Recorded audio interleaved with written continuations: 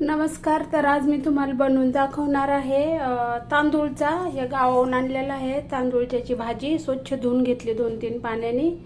आणि ही लसूण आणि हिरवी मिरची आणि शेंगदाणे कच्चेच वाटून घेतलेले आहेत. तर आता तेल गरम झालेलं आहे.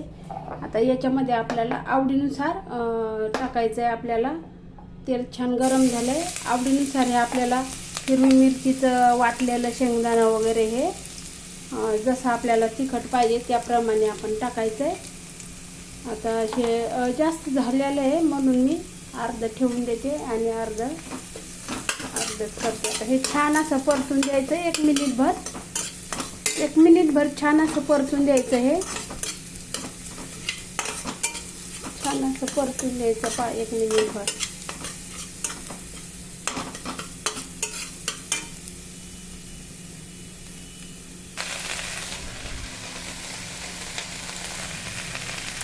कारण आता हे खाली वर केली ना तर भाजी मग खाली जाऊन बसते. आता हे भाजी टाकली अर्धी, आता अर्धी टाकूया. हे पहा, आता भाजी टाकली, खाली वर केली छान अशी. खाली वर केली का ती सगळी मग जाऊन बसते खाली बुडाला. तर आता आपल्याला चवीनुसार मीठ टाकायचं आहे. एक लक्षात ठेवायचं, पालेभाजीला कधी जास्त मीठ वापरायचं नाही, कारण थोडी जरी खारट लागली तर पालेभाजी अजिबात खाता येत नाही आणि त्याच्यामध्ये काय टाकता पण येत नाही पाणी बिनी. तर त्यासाठी सुरुवातीला अगोदर थोडंच मीठ टाकायचं, नंतर आपल्याला लागलं तर वरून घेऊन खायचं. तर चला, छान असं आता हे मीठ मिक्स करून 2-3 मिनिटासाठी झाकण ठेवून द्यायचं. पहा, फक्त 2 मिनिट झाकण ठेवलं याच्यावर. 2 मिनिटामध्ये पहा भाजी शिजली. आणि तांदूळच्याची भाजी जी असेल ना, तर तुम्हाला वाटत असेल हे काड्या घेतल्यात, खरं या काड्यामध्ये खूप जीवनसत्व असतं आणि काड्या असतात ना याची खूप टेस्ट लागते. हे पहा, लगेच शिजतात. कशी शिजली ते लगेच समजायचं. पहा, ही काडी आहे ना, तर ही काडी हातामध्ये घेऊन हे पहा दबली का लगेच समजायचं. तुटली ना 2 बोटाने धरून का लगेच समजायचं भाजी शिजली छान.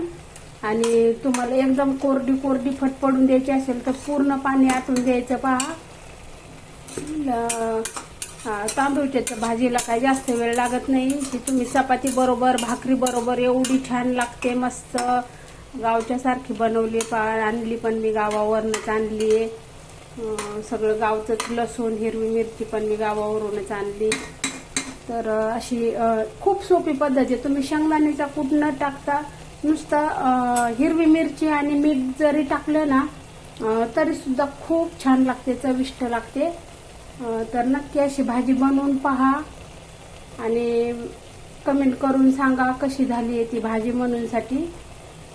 हे पहा, गॅस आता बंद केलेला आहे आणि खूप छान अशी झाली आहे भाजी, एकदम जबरदस्त अशी झणझणीत. तर नक्की अशी भाजी करून पहा. खूप सोपी पद्धत आहे. 5 मिनिटामध्ये भाजी होते. 5 मिनिटच लागतात शिजायला भाजीला. पाणी वगैरे काय टाकायचं नाही, चांगली पिळून टाकायची, लगेच शिजते ही भाजी. वरण भाताबरोबर तोंडी लावू शकता, चपाती भाकरी बरोबर खाऊ शकता. तर आवडल्यास रेसिपी नक्की कमेंट करून सांगा, सबस्क्राईब करा. खूप खूप धन्यवाद.